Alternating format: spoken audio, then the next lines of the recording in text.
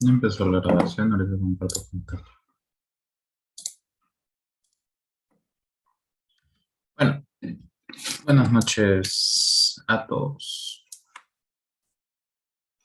Eh, Hoy día vamos a empezar a hablar sobre el tema de dinámica. Espera, ya como la tabla.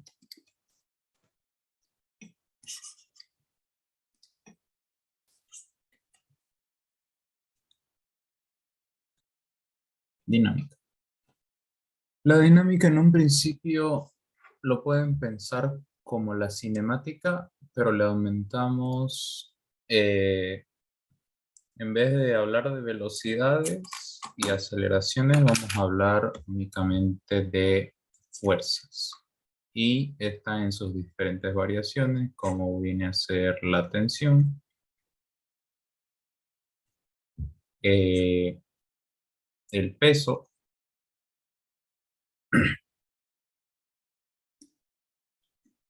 también está la fuerza de rozamiento.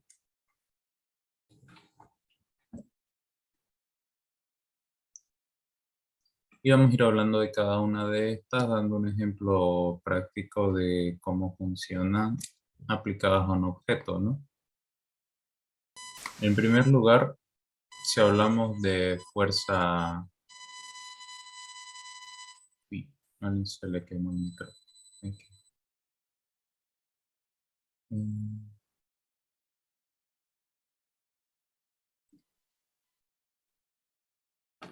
Ya, digamos que yo tengo esta cajita, ¿no? La cajita que ya hemos visto varias veces. Y ella está sobre un plano. A esta cajita se le puede aplicar un vector, que no deja de ser eso la fuerza es un vector, y lo llamamos vector fuerza. Este vector fuerza tiene una magnitud, como pueden ver. También tiene un sentido y una dirección. Como el sentido y la dirección pueden ser variables, entonces puedo tener yo una fuerza que apunte hacia acá,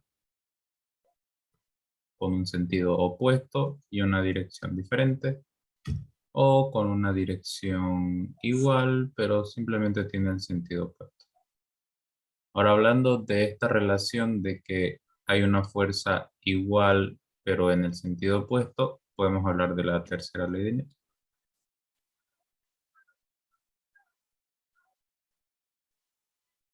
que me dice que a toda acción hay una reacción del mismo módulo o magnitud. ¿Qué quiere decir? Que si yo tengo un muñequito y este muñequito es boxeador y le pega a otro muñequito, este muñequito le va a pegar con la misma fuerza. ¿Ok? Es una forma fácil de entender. Con un ejemplo un poco más real, podemos decir que en esta cajita hay masa, ¿no? Tiene masa y digamos que es de 5. Y también tiene, por lo tanto, un peso que está aplicando hacia abajo del plano, ¿no? Y a este peso, el piso, ¿no? El suelo o el plano en el que está apoyado también genera una fuerza de igual magnitud que el peso, que vendría a ser esto multiplicado por la gravedad. 5 por 9,8, que es igual a 98 dividido entre 2, 48, 49, 49, ¿no? 49 newtons. Y como esta acción es universal y se genera en todos los planos en cuales se les aplica un peso, entonces ya se le dio un nombre un poco más normal, dio un nombre más formal llamado normal, que viene a ser la fuerza opuesta al peso que se aplica sobre el plano, ¿no? Siempre es perpendicular al plano. Esto se refiere a que si yo tengo un plano inclinado, La normal siempre tiene que formar 90 grados con ese plano, aunque el peso no genere esos 90 grados, ¿no? El peso siempre va a ir verticalmente hacia abajo. Y esta normal se la calcula como se calcularía cualquier peso multiplicado, bueno, no multiplicado, con el sentido cambiado. Es decir, que si en mi sistema en el eje Y el peso es 49, la normal va a ser menos 40, porque está en sentido opuesto. O al revés, la normal puede ser 49 y el peso menos 49, dependiendo de cómo esté tomando lo positivo y negativo de mi sistema. ¿No? Entonces ya vimos una de las variantes de la fuerza acá, que es el peso, y se multiplica como ya se los había dicho. Se calcula multiplicando la masa por la gravedad, la masa de un objeto por la gravedad que sufre en el lugar en el que esté, porque la gravedad puede variar dependiendo de dónde estés, pero usualmente en física siempre manejamos el valor de 9,81 o 9,8. Ahora, cuando hablamos de peso, no importa cómo esté, si está colgando o si está en un plano recto o si está en un plano inclinado mi objeto. El peso siempre va a apuntar hacia abajo. Lo voy a hacer un peso, peso y peso. No es que el peso aquí va a apuntar para acá, así que genera una forma perpendicular. Esa es la normal. La normal sí siempre va a generar va a ser hacia arriba. Aquí no está inclinada, digo, apoyada sobre un plano, así que no hay normal. La normal se haría acá, pero se entiende. Aquí que sí está apoyada sobre un plano, tiene que ser perpendicular a este plano, o sea que tiene que formar 90 grados, va a ir para arriba. Tiene que formar 90 grados con este plano, entonces ahí sí ya se va a hacer un poco mucho. La normal, no el peso.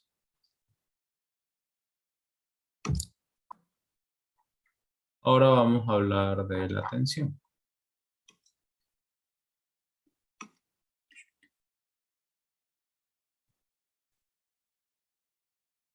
Hablamos de tensión básicamente cuando tenemos cuerdas, ejercicios con cuerdas, ¿no?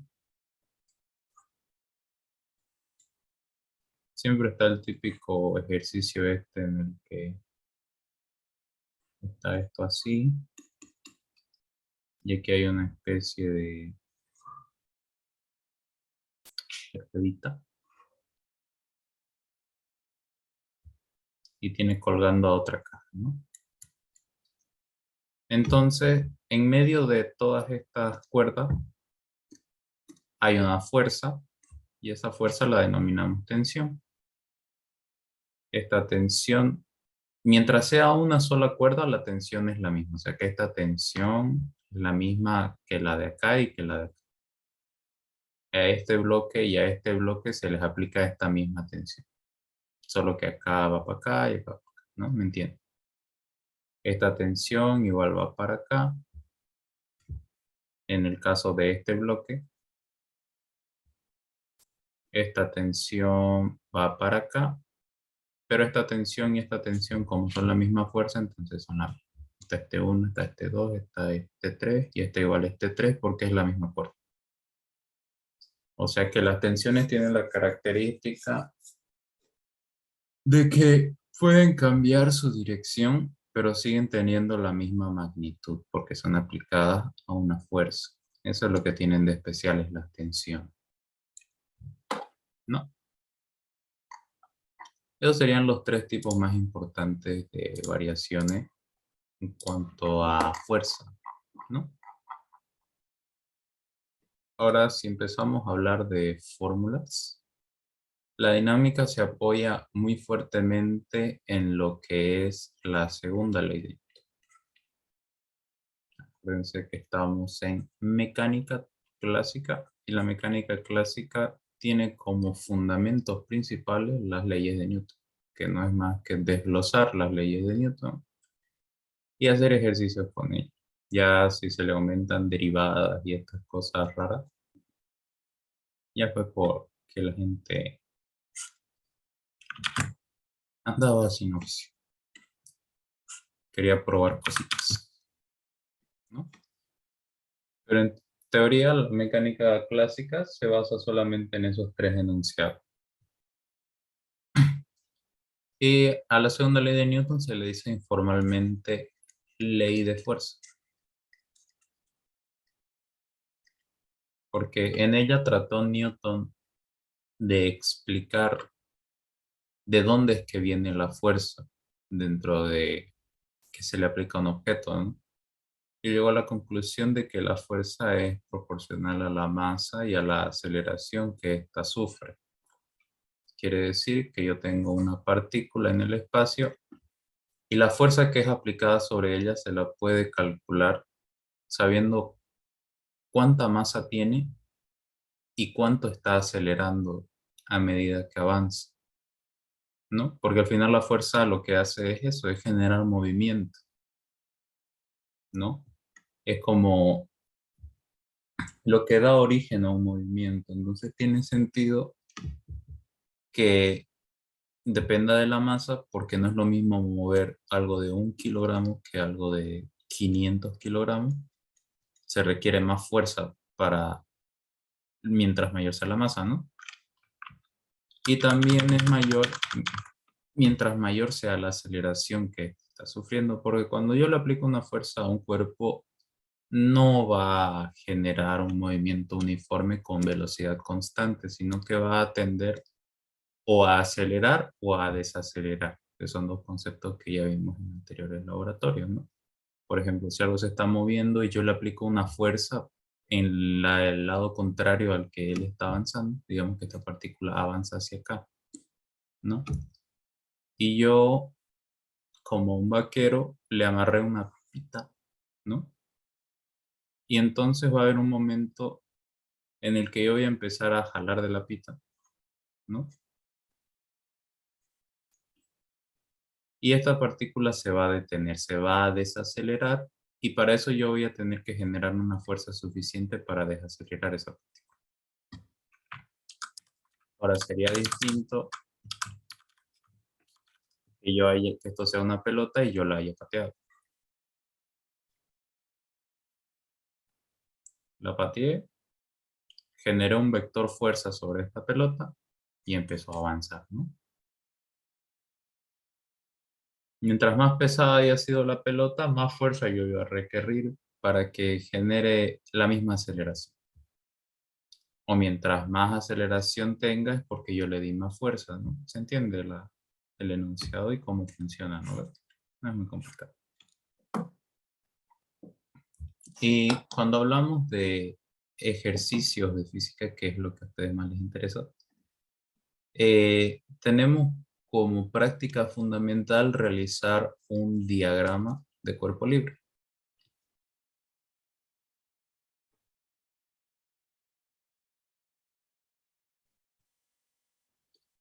¿Qué es un diagrama de cuerpo libre? Es básicamente agarrar un sistema, un gráfico que me den en un enunciado.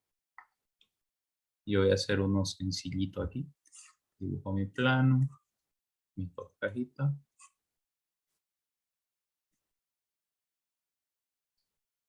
Y digo que a esta primera caja se le aplicó una fuerza y que por ende va a empezar a mover la segunda. Ahora, ¿qué es el diagrama de cuerpo libre? Ver qué fuerzas son las que interactúan con cada uno de los objetos que participan en el sistema, ¿no? Por ejemplo, este sería un objeto y este sería otro objeto. La pita no cuenta como objeto, por si acaso, de momento. Y yo le tengo que hacer el diagrama de cuerpo libre o DSL a cada uno de estos objetos con el fin de que se me haga más fácil calcular las fuerzas que actúan sobre este sistema. Hagamos uno rápido del de aquí. En un sistema ideal, esta es la caja 1, por si acaso, y esta es la caja 2. Y este es el diagrama de cuerpo libre 1. Entonces, esta caja la van a jalar para acá. Quiere decir que hay una fuerza que la va a impulsar en esta dirección. Y como es una cuerda, esa fuerza es una tensión. La vamos a llamar tensión 1. ¿Qué otra cosa tiene? Como no tiene fricción, no me es muy importante calcular su peso.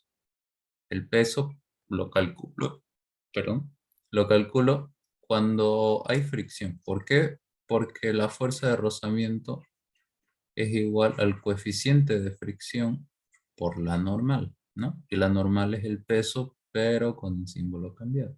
O bueno, igual es lo mismo. Va a salir una respuesta positiva y yo le voy a dar un símbolo a la fuerza de rozamiento en base a lo que yo saque de mi ciclo, ¿no? El diagrama de cuerpo libre también sirve para decir hacia qué lado van a ser positivas las fuerzas y hacia qué lado negativo, para no chiparme después, ¿no? Y ahorita van a ver un ejemplo de eso. Entonces, seguimos con el diagrama del objeto 1 y vemos que solamente participa la tensión 1 jalándolo hacia la derecha. Y vamos a tomar esta tensión 1 como positivo, ¿ya? Ahora tenemos el diagrama de cuerpo libre 2.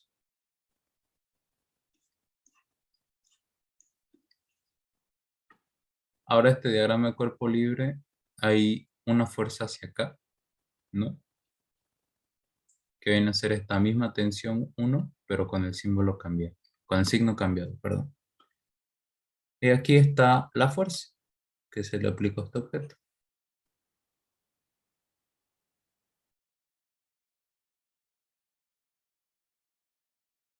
¿no?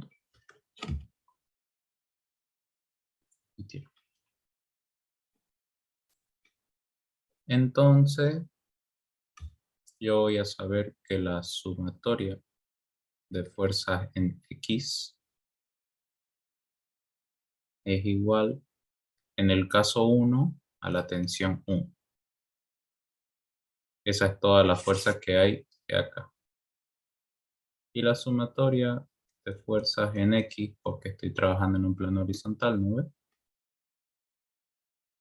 En el caso 2 es igual a la fuerza menos la tensión 1.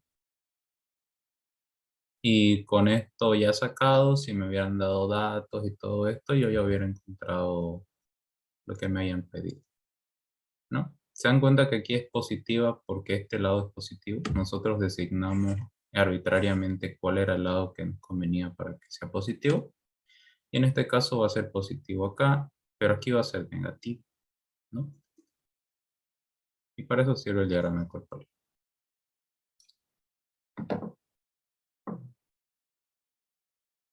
Ahora, en el caso de que sí nos hubiera interesado el rozamiento, ¿no? Si nos hubiera interesado el rozamiento acá, voy a copiar esto.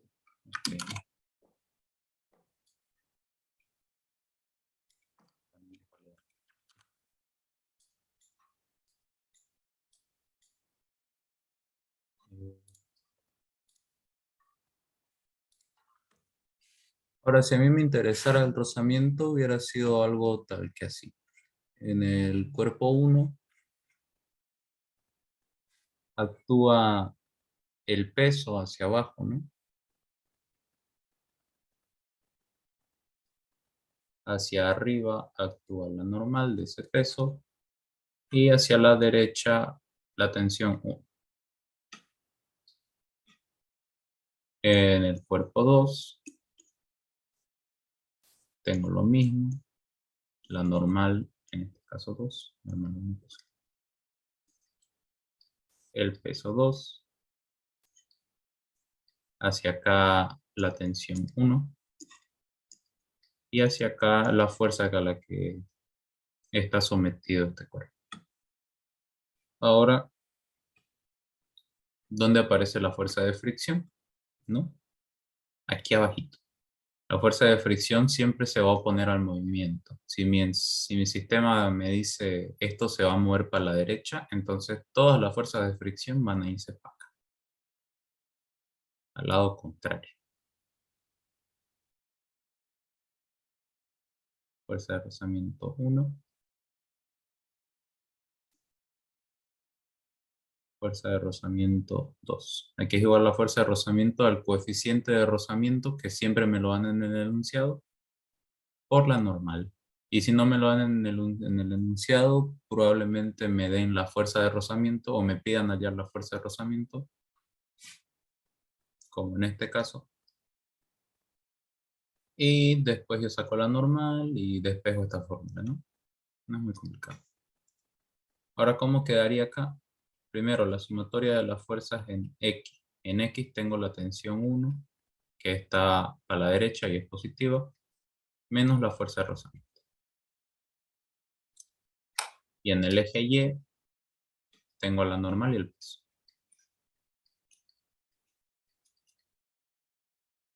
Lo que va para arriba va a ser positivo y lo que va para abajo va a ser negativo.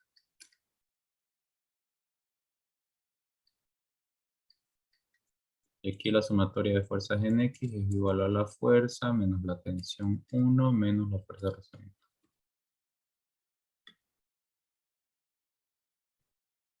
Y en Y, lo mismo que en el otro lado. La normal menos el peso. Y con esto ya despejado, si me hubieran dado datos y todo esto, reemplazo los datos, encuentro cositas y ya está.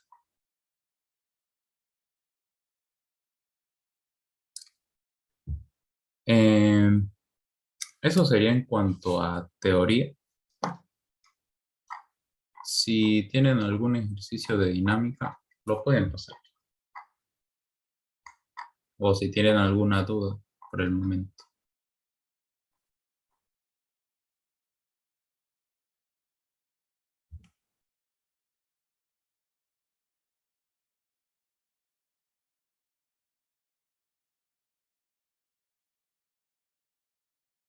No hay dudas.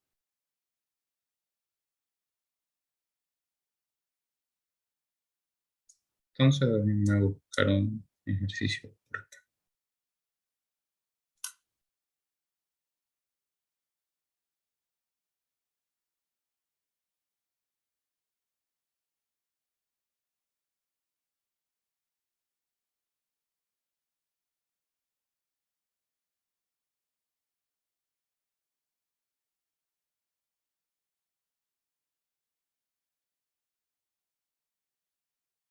Ya. Aquí hay uno. Creo que quedan 10 minutos de clase. Pero me sirve. Tengo un plano inclinado más o menos así, ¿no? Este plano inclinado tiene un ángulo que me estipulan ahorita en el coso. Y tiene un bloque impulsado por una fuerza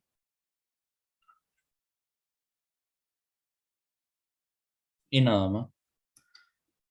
Los datos que me dan es que la masa del bloque es de 750 kilogramos.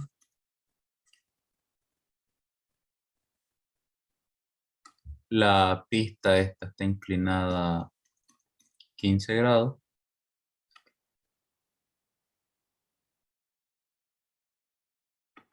El coeficiente de rozamiento estático es igual a 0,4 y el coeficiente de rozamiento dinámico es 0,3. Me olvidé de mencionarles esto. Hay dos tipos de coeficientes de rozamiento. Está el estático, que me dice cuánto se opone el terreno o la pista sobre la que se va a desplazar el objeto a que se mueva. O sea, que de estar parado empiece a moverse. ese tiene un coeficiente estático. Ahora, cuando algo está ya en movimiento, tiene menos fricción, si se dan cuenta. Como, imagínense, muchos de ustedes, me imagino, han tenido que, por cosas de la vida, mover un escritorio, mover un ropero o mover su cama. Y ahora, sé que si nos ponemos a repasar eso, se van a dar cuenta de que es más difícil hacer que empiece a moverse, porque una vez haces que empiece a moverse, que es como que ya solito viene, ¿no? Lo sentís menos pesado, sentís que donde haces el mayor impulso es para hacer que empiece a moverse. Entonces es eso. El coeficiente estático siempre tiende a ser mayor al que cuando está en movimiento, el dinámico, ¿no? Entonces esa sería la explicación rápida de la diferencia entre el coeficiente estático y el coeficiente dinámico. Uno es el coeficiente que hay en el terreno para hacer que empiece a moverse y el otro es el que hay una vez ya está en movimiento. Entonces, seguimos. ¿Y qué me pide para iniciar? Me pide la fuerza necesaria para que esto empiece a moverse, es decir, fuerza, pongámosle fuerza 1 o fuerza A. Y esta va a ser igual a la fuerza para que se mueva.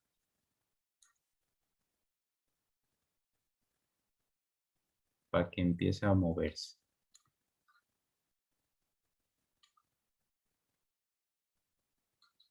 Y vamos a tener la fuerza B, que es... Ah, no, no me pide una fuerza B, ¿o sí? Ah, la fuerza suficiente para mantener el bloque en movimiento. Para mantener el bloque en movimiento.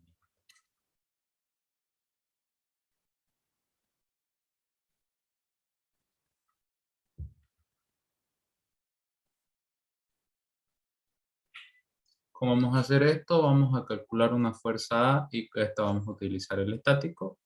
Y para esto vamos a utilizar el dinámico porque va a estar en movimiento, ¿no? Entonces, lo que vamos a hacer es empezar a hacer su diagrama de cuerpo libre. Esto está así, ¿no? No, perdón, es eso. Normalito. Y este es el plano, ¿no? Y esta es la fuerza.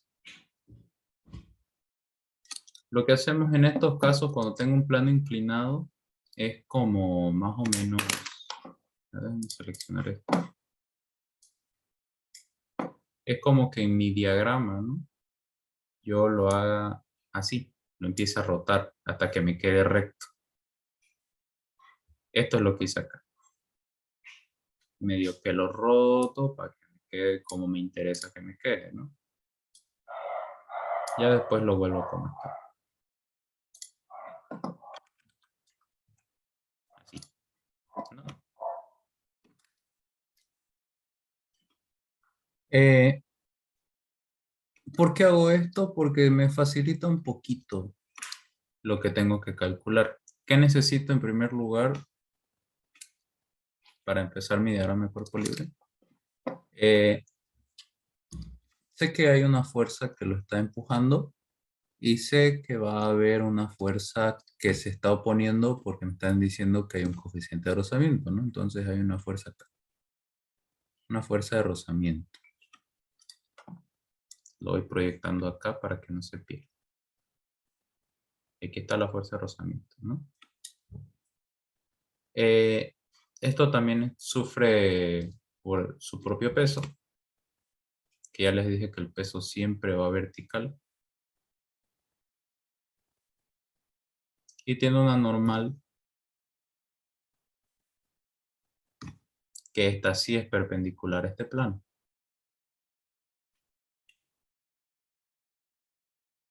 Entonces, proyectado aquí, me queda que el peso está más o menos algo así, creo.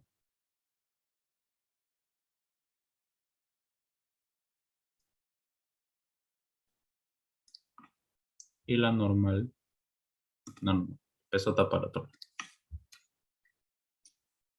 El peso está por acá.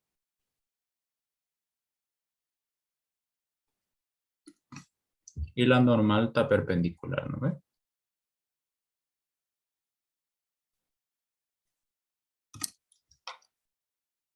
Ahora, ¿se acuerdan que yo les había dicho que la normal es igual a la reacción que tiene el peso, ¿no ves? Y para que haya acción y reacción tienen que estar, o sea, en la misma línea, si me deja entender. Tienen que ser fuerzas opuestas. Esto tiene otro sentido, pero también tiene otra dirección. Entonces yo no puedo trabajar con eso. Entonces, ¿qué es lo que puedo hacer? Puedo trabajar con las componentes de ese peso. Este sería su componente en X, si no me equivoco. Y esta va a ser su componente en Y. Porque está volcado, pues. Porque esta es su componente en X, porque esto de acá es esto de acá. ¿Ya? Ah, no es su componente en Y. Sí, sí, sí.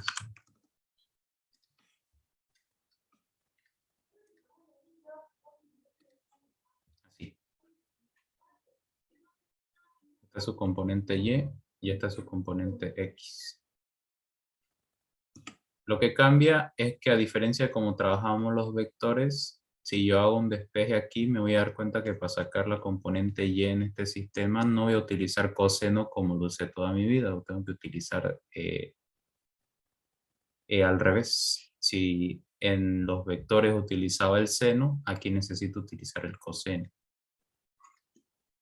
Y si utilizaba para x el coseno, voy a utilizar el seno. ¿Y cuál es la magnitud? El peso.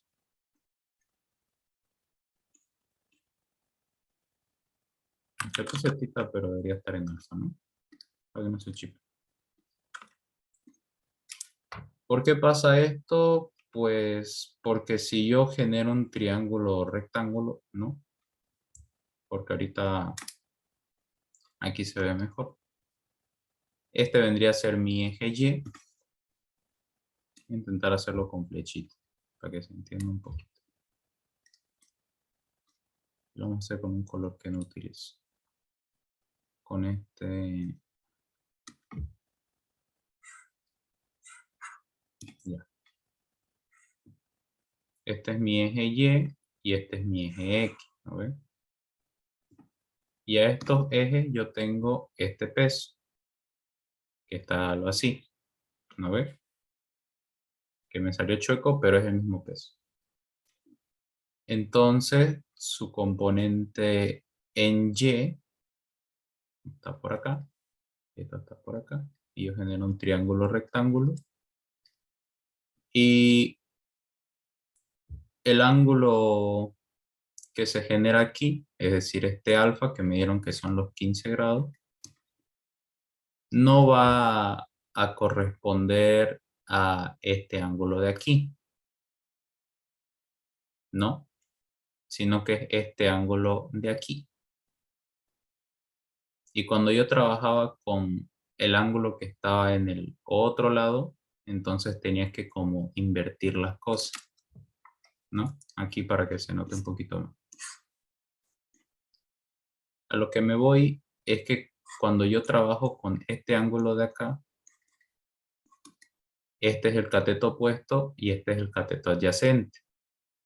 Pero con el peso yo tengo que trabajar con este ángulo de acá porque por trigonometría y ángulos complementarios, resulta que este ángulo alfa de acá, déjenme borrar un poquito lo que hice hace rato.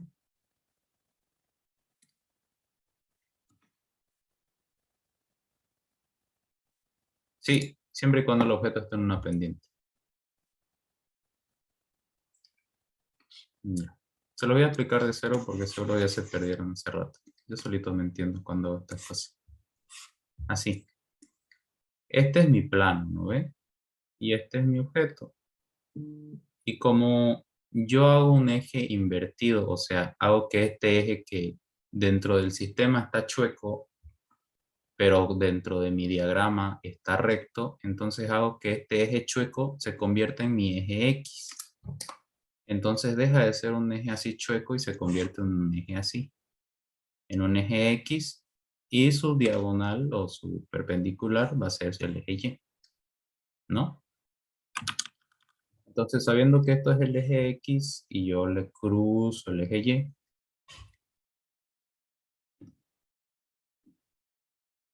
va a resultar en que tengo algo tal que así, ¿no? Y mi objeto está así, normalito, tranquilo. Pero mi peso va a tener una inclinación, ¿no ve? Porque mi peso tiene que ir para abajo. O sea que como va para abajo, va a quedar como por aquí el peso. Y voy a ver que este peso es que este triangulito que se formó aquí es el mismo triangulito que el que hay aquí. ¿Por qué? Porque el eje Y está, si yo hago uno por acá, el eje Y, yo le hago uno paralelo por acá y le hago un paralelo al eje X más o menos por acá. Me queda un triángulo rectángulo, ¿no? Y el peso está por aquí. Y se supone que este ángulo que hay aquí es el mismo que hay aquí, en esta apertura, ¿no? O sea, que hay acá. ¿Me entienden? Este ángulo que hay aquí es el mismo que hay acá. ¿Ya? Y yo tengo otro ángulo acá. Un ángulo que es su complementario, ¿no ve? Y entonces las componentes X y Y están aquí. Esta es la componente X y esta es la componente Y.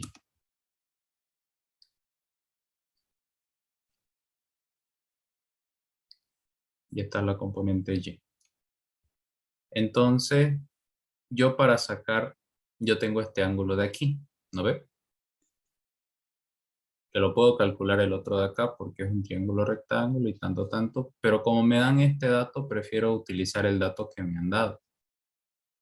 Y entonces por trigonometría, la componente Y, que viene a ser lo mismo que el cateto opuesto, ¿no? Y el cateto opuesto se calculaba como la hipotenusa sobre no, perdón.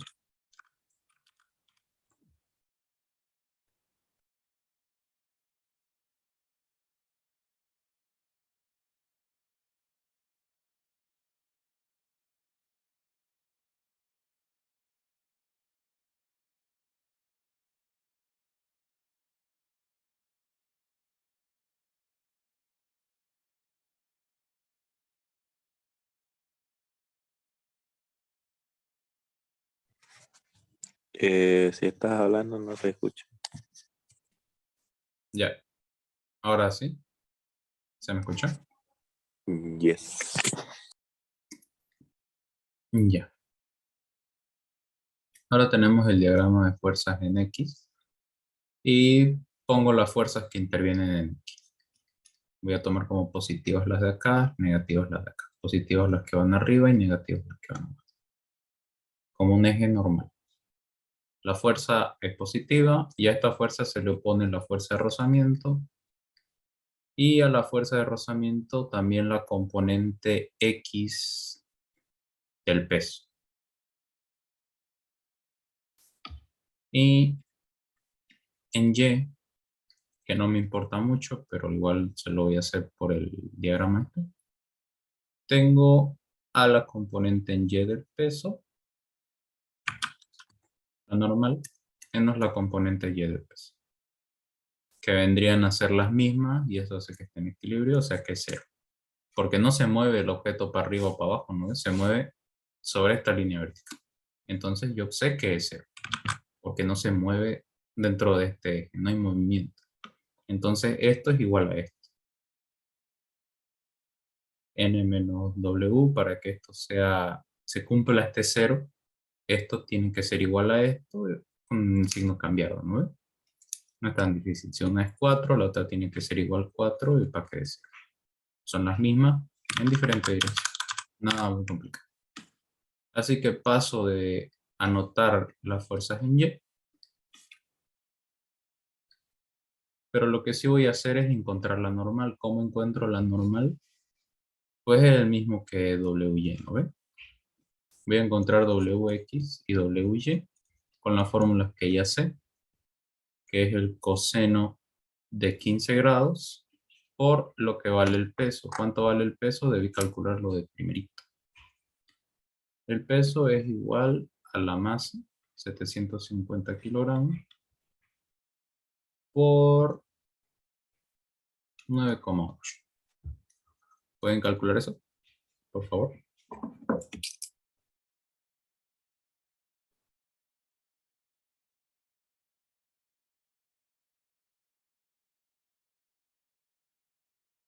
Siete mil trescientos cincuenta. 7.350 newtons. Todas las fuerzas se miden en newtons.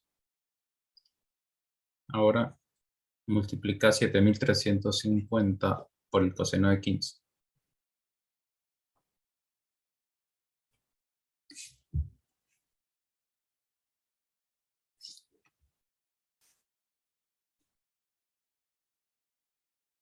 Y después por el seno de 15.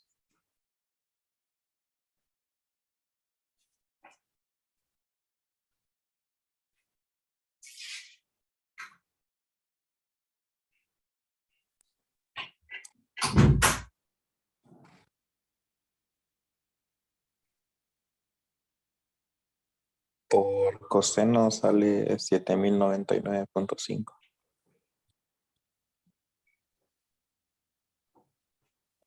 ¿Ya? ¿Y por seno? 1902.3.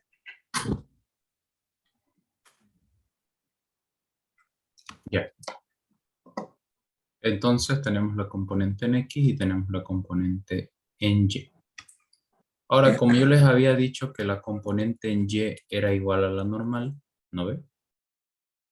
¿De dónde sale esto? Que la normal menos la componente en Y es 0, porque no se mueve dentro del eje Y. Y si no hay movimiento, yo defino de que es 0 el movimiento en ese eje. Ahora yo despejo este de acá, ¿no ve?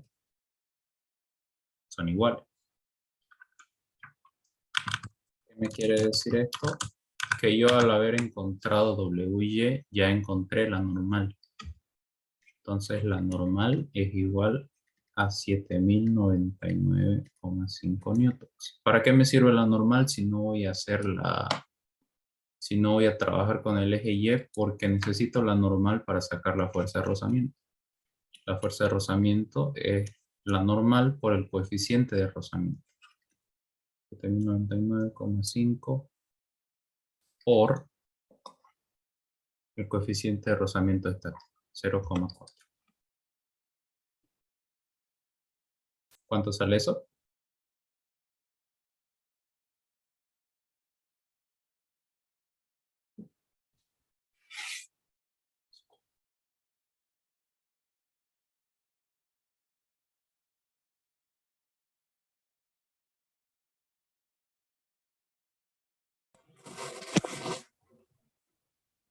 $2,839.8.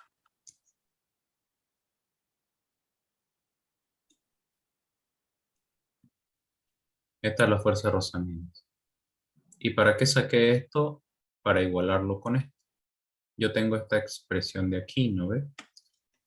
Entonces, voy a decir que la fuerza es igual a la fuerza de rozamiento más la componente en X del peso, ¿no? Y la fuerza es igual a 2839,8 newtons más 1902,39. 902,3 newtons, ¿no?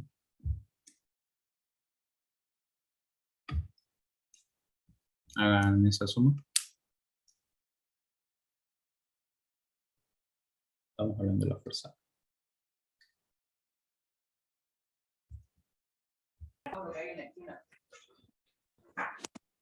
Una pregunta, no, no tenía que ser la fuerza W Y que tenía que utilizarse como la normal, o porque es en ese término. De aquí lo saqué por la expresión.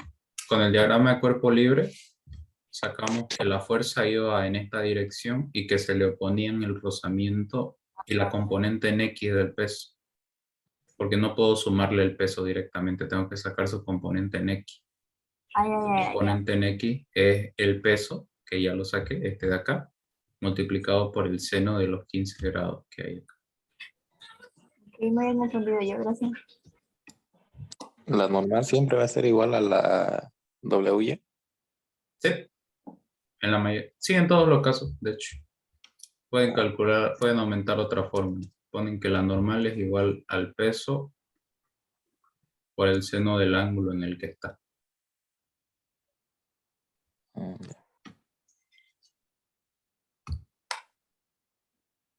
¿Pueden sumar esto? 4742.1. 4740.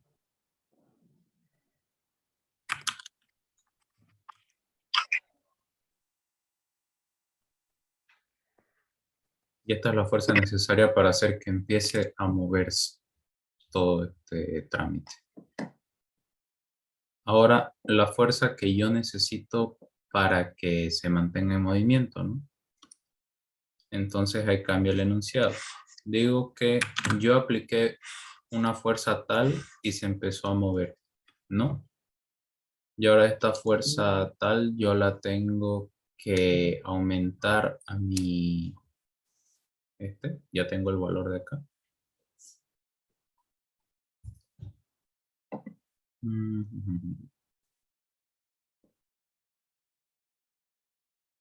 Sí, ya está en movimiento. Vamos a calcular aceleración, si no me equivoco. No, solo cámbianle el coeficiente de rozamiento. Vamos a sacar, en vez de sacar la fuerza de rozamiento estático, vamos a sacar la fuerza de rozamiento dinámica.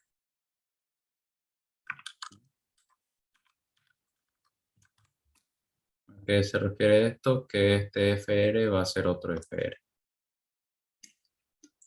Este es estático y este es dinámico, ¿no? Es 7099,5 por 0,3. ¿Cuánto es eso?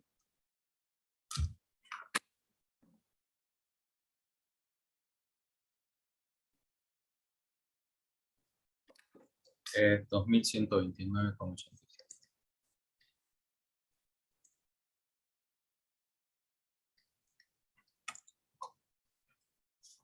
Y ahora FB es igual a la fuerza de rozamiento dinámico más el peso en X.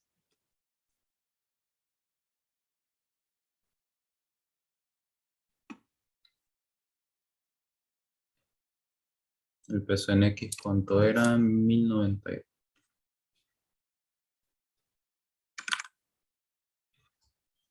1902.